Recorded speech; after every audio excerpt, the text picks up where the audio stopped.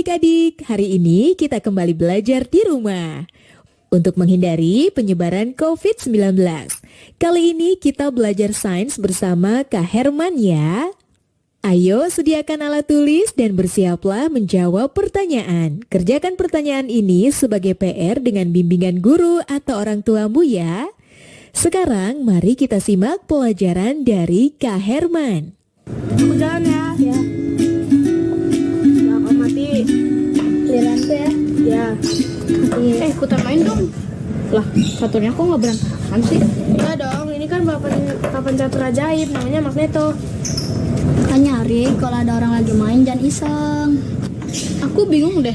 Di rumah, ibuku menempelkan kertas di kulkas, tapi tidak memakai lem. Ibuku menjawab memakai magnet. Dan sekarang papan catur ini aku angkat, tidak jatuh juga. Dia bilang pakai magnet juga. Magnet itu apa sih? Kamu kalau mau nanya magnet sama aku, tapi kalau mau dijawab sama Fadil dan Dea. Kirain yang mau jawab kamu. Arik, magnet memiliki dua kutub, yaitu kutub utara dan kutub selatan.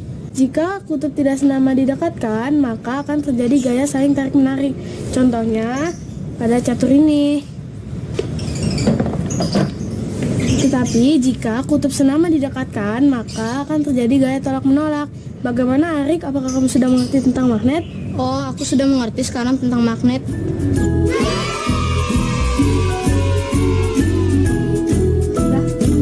Jalan lagi ya. Halo Sobat X Science, senang sekali Kak Herman dapat berjumpa kembali dalam program kesayangan kita, X Science, Eksplorasi Sains. Sobat X Science, jika sebuah magnet kita potong terus-menerus, maka kita akan mendapatkan magnet-magnet kecil. Magnet-magnet kecil ini disebut sebagai magnet elementer, alias magnet domain, yang memiliki sifat dapat menarik beberapa benda. Tapi ada juga loh benda-benda yang tidak dapat ditarik oleh magnet. Nah sekarang mari kita perhatikan perbedaan berikut ini. Magnet bisa menarik paku dan klip kertas. Namun magnet tidak dapat menarik sendok plastik dan ranting. Paku dan klip kertas termasuk benda magnetis, sedangkan sendok plastik termasuk benda non-magnetis. Jadi apa kesimpulannya? Kesimpulannya adalah benda magnetis adalah benda-benda yang dapat ditarik oleh magnet, sedangkan benda non-magnetis adalah benda-benda yang tidak dapat ditarik oleh magnet. Jadi begitu sobat. Sobat X Science, sekarang kita simak apa saja sih sifat-sifat magnet itu. Yang pertama, magnet menarik benda magnetis. Benda yang dapat ditarik oleh magnet disebut benda magnetis. Contohnya seperti paku, peniti, penjepit kertas. Sebaliknya, benda yang tidak dapat ditarik oleh magnet disebut benda non-magnetis, seperti kayu, kertas, dan batu.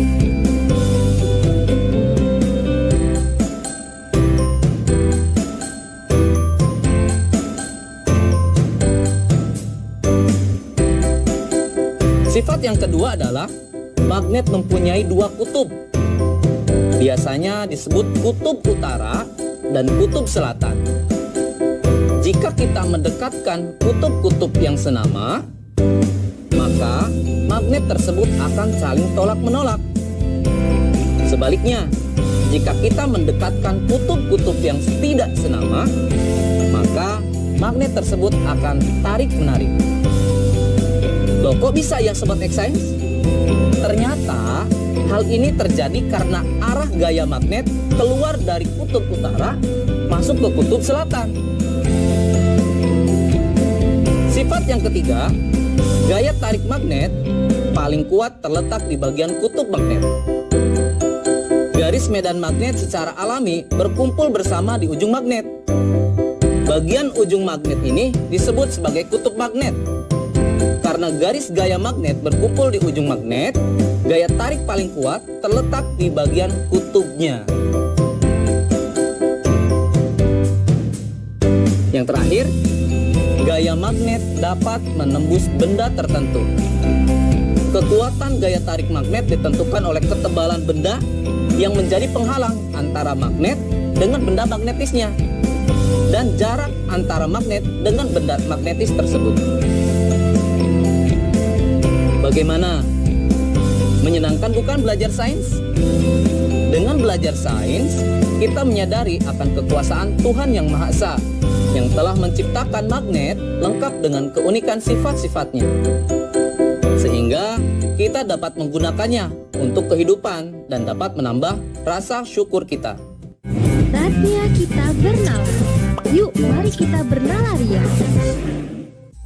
Ada satu magnet batang T, U, dan dua batangan benda yaitu P, Q, dan RS.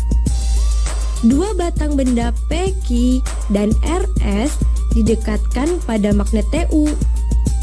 Hasilnya ditunjukkan pada tabel berikut ini.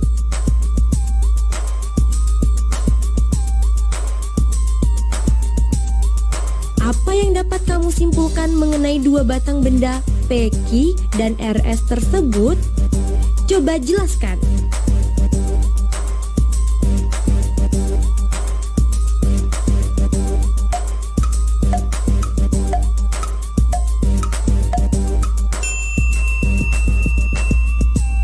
Yuk simak pembahasannya.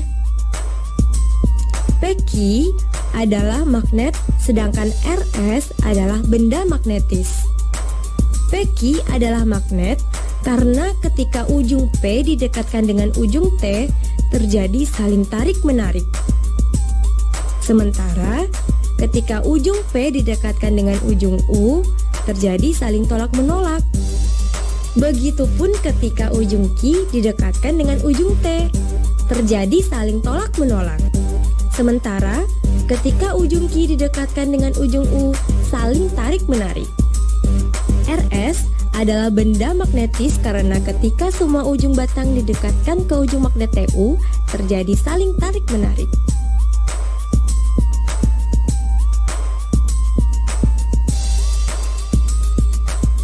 Nah adik-adik, sekarang waktunya menjawab pertanyaan. Siap-siap mencatat ya. Pertanyaannya adalah, benda-benda apa saja di rumahmu yang bisa ditarik magnet?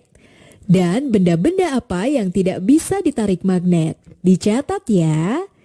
Benda-benda apa saja di rumahmu yang bisa ditarik magnet?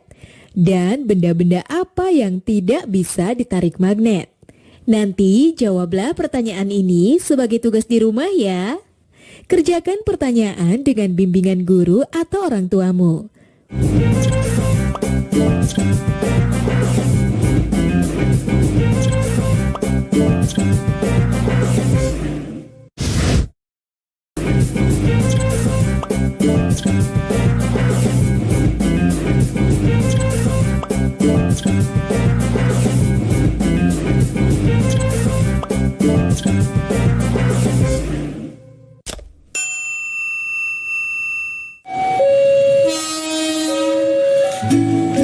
Halo Sobat X Science, siapa di sini yang tidak tahu kereta api? Pasti udah pada tahu kan? Kereta api masih memanfaatkan roda dengan rel sebagai lintasannya, sehingga ketika kereta api melintas pasti akan menimbulkan kebisingan. Tapi apa jadinya ya jika laju pergerakan kereta api ini dipadukan dengan aplikasi dari sifat-sifat magnet? Apakah mungkin manfaat dan sifat-sifat magnet dan kereta api dapat disatukan? Bakal jadi apa ya? Penasaran kan? Yuk mari kita simak penjelasan narasumber berikut. Halo Sobat X Science, kembali lagi dalam program kesayangan kita, X Science, Eksplorasi Sains. Sobat X Science, kalian tahu nggak sih apa itu kereta maglev? Dalam bahasa Indonesia, kereta maglev disebut dengan kereta levitasi magnetik atau sering juga disebut dengan kereta magnet. Seperti namanya, prinsip dari kereta magnet ini memanfaatkan gaya magnet untuk mengangkat kereta sampai mengambang alias melayang dan tidak menyentuh rel, sehingga gaya gesek dapat dikurangi. Selain itu, Kereta ini juga memanfaatkan magnet sebagai kekuatan pendorongnya. Dengan kecilnya gaya gesek dan besarnya gaya dorong, kereta ini mampu melaju dengan kecepatan sampai 600 km per jam. Jauh lebih cepat dari kereta biasanya. Luar biasa ya kekuatan.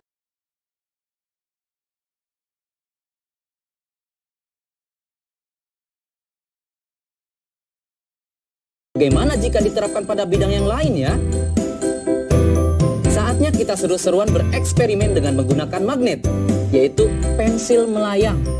Loh, kok bisa pensil melayang? Pasti penasaran bukan? Yuk kita mulai. Terima kasih Kak Herman. Alat dan bahan yang dibutuhkan pada eksperimen ini adalah sebagai berikut. Pensil, magnet berbentuk ring, karet alas. Langkah-langkahnya adalah sebagai berikut. Tempatkan 4 magnet berbentuk ring pada kasur karet.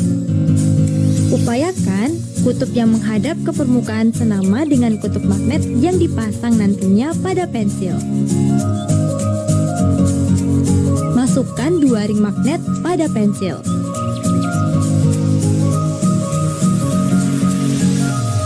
Tempelkan pensil pada sandaran kasur karet. Seketika pensil melayang. Nah, kok bisa sih? Sekarang, mari kita amati yang terjadi. Wah, pensilnya melayang. Seru sekali ya, sobat.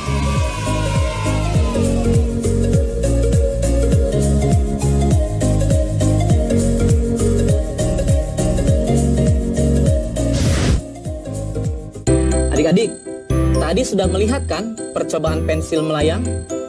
Sudah tahu jawabannya kenapa pensil bisa melayang? Pensil dapat terangkat ke atas dan melayang karena pengaruh dari gaya tolak-menolak kutub magnet yang senama antara magnet yang ada di pensil dan magnet yang ada di styrofoam.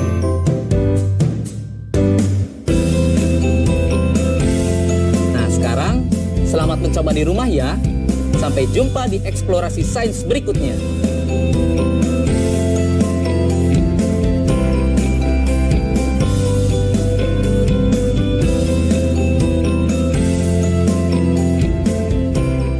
Nah adik-adik, menarik ya penjelasan Kak Herman. Ada kereta yang bisa melayang seperti kereta magnet maglev. Dan ternyata kita juga bisa membuat pensil melayang. Sekarang waktunya menjawab pertanyaan. Siap-siap mencatat ya. Pertanyaannya adalah, bagaimana kereta magnet maglev menggunakan gaya magnet? Dicatat ya, bagaimana kereta magnet maglev menggunakan gaya magnet? Nanti jawablah pertanyaan ini sebagai tugas di rumah ya. Kerjakan pertanyaan dengan bimbingan guru atau orang tuamu.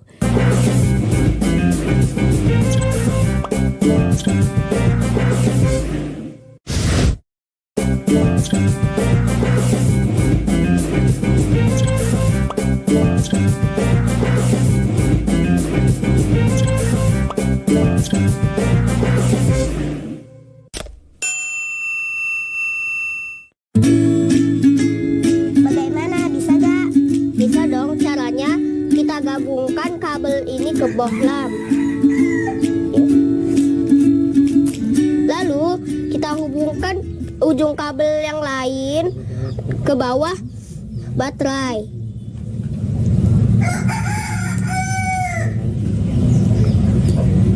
Jadi deh. Ya, keren ya. Kalian lagi apa sih? Oh, bikin lampunya menyala. Sini aku juga bisa.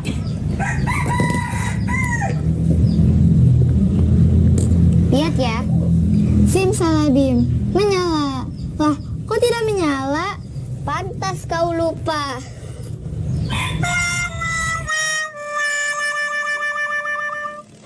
Halo Sobat X-Science, kembali lagi bersama Kak Herman dalam program kesayangan kita, X-Science, Eksplorasi Sains.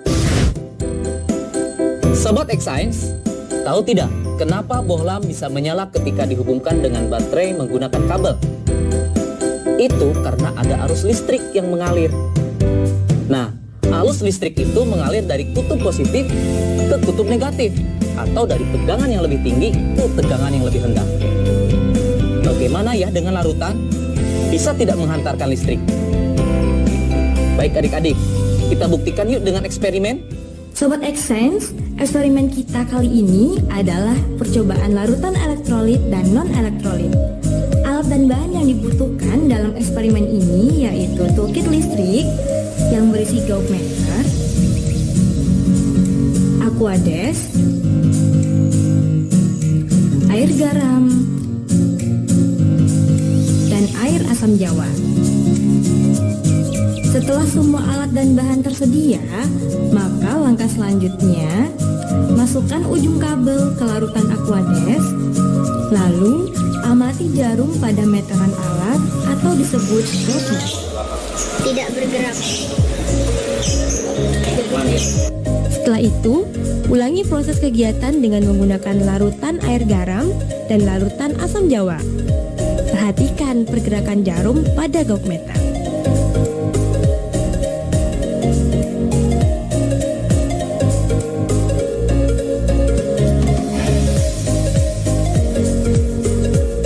Isilah tabel berikut ini dengan memberi tanda checklist pada kolom yang sesuai.